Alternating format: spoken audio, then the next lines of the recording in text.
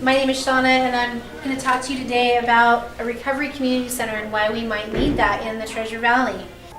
Please tell me your name, your age, and your sobriety date. My name is Margie Stroh, and I am 54 years old, and I am a social worker. Michael Armin. Well, I'm a program specialist with the Department of Health and Welfare in the Behavioral Health Division. Sarah Hagenberger, I'm 30, and my sober date is June 8th, 2013. Anthony, age 30. My sobriety date is 4/10 of 2013. I am 27 years old. My sobriety date is January 8th, 2013. My name is Lisa. My sobriety date is October 3rd of 2013. I'm Rebecca Wood. I'm 36. My sobriety date is 7/18/13. Russ. My sobriety date is 9/11/2012. I am 50. Why do you ask? Just kidding. Well, my name is Maddie. I'm 20 years old, and my sobriety date is September 22nd, 2014. I have 90 days today. Yay! That's awesome! What brought you into sobriety? Which time? Okay, so there's been multiple times. Yes. For me personally, I got sick of it. I was done. I think God brought me here. I wanted to stop using, and I didn't know how. I couldn't stop going to jail.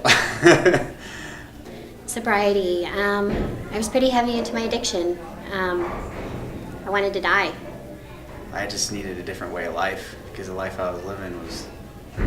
I don't really think I would have been around for much longer, quite frankly. So. And, I was committing crimes and that kind of thing, and that's how I ended up in drug court, and I'm so grateful for it. It saved my life. The drug court program brought me to the road to recovery and showed me the way. Drug court, my charges are injury to child. I had lost everything. I didn't even have clothes on my back anymore because the clothes that I was given were from Ada County Jail. And so one day I just dropped to my knees and asked God for help, and the next day I was caught by the Boise Police Department and offered drug court. Do you feel that peer support is especially important? That's how I get through the day. Absolutely, yes. Yep. Yes, I do. I definitely wouldn't be here. There's no way. My sponsor is a couple years older than me, and I talk to her every day. Like, whether things are going good, whether things are going bad, I talk to my sponsor, and that's how I make it through the day. Because there's some days where I don't know what I'd do. Especially because it helps you feel not alone, and it also helps that you can relate to other people and that they've got the same mindset as you. So like-minded people are a big help. Absolutely. I can be around people that share some of the same life experiences that I have. Whether they're doing good or they're doing bad, we can work together on a positive outcome. Yeah. I think a combination of both is good, but yeah, peers definitely because they've been there. They've been on that dark side, and then so it can play a huge role in that. To be able to work with someone that has gone down the path that they're currently going through, and show them that recovery is possible, give them some hope, and have an opportunity to walk in the same shoes that they have walked in. I think it would be great. How can the Treasure Valley improve services available to the person in recovery? I think people need to be more educated and not be so quick to shun addicts. The need of a sober community is there, that all these people who have an addiction don't really know where to go. True caring and concern, some empathy for people. That's what I'd like to see. It starts there personally. People can just be supportive and get involved. It takes a village. There were a lot of people that helped me build my mental health recovery. If we just had a place, that we could just go and maybe be able to reach out into the community more. I know that service work is a huge part of recovery. Just giving back to the community. We're all people. We've all made mistakes, and we're in a program. We want this program. We're all doing it together. So I think education is a big thing for people.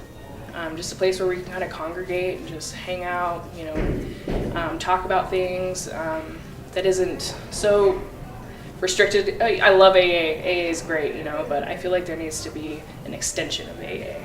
there's a good amount of people here, and we just need to be there for each other. Those of us that are here, it's just like coming home. It's just, that's what we need. Would having resources in a central area and a support system through a recovery community center benefit you? Absolutely, 100%. Definitely. It'd be very beneficial. Definitely in early recovery. Yes, it would. Yeah, And your family? yes. Especially my family, they need to know that they're not alone. I do. I've seen from Boise Ignite just a little bit of what that kind of community can be like, and it's amazing. I didn't have much when I started out in recovery. I had to kind of work from the ground up, and I remember just the constant thoughts, in the back of my head that just haunted me. It was hard, to make every day a positive one and to keep growing in recovery. And in the beginning, if I would have had, I don't know, I guess maybe more support other than AA, in the beginning, it would have helped a lot. And I need an outlet.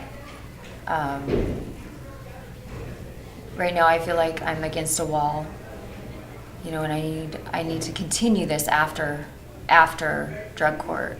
If I would have had that the first time that I had gotten caught, I think it would have helped a lot.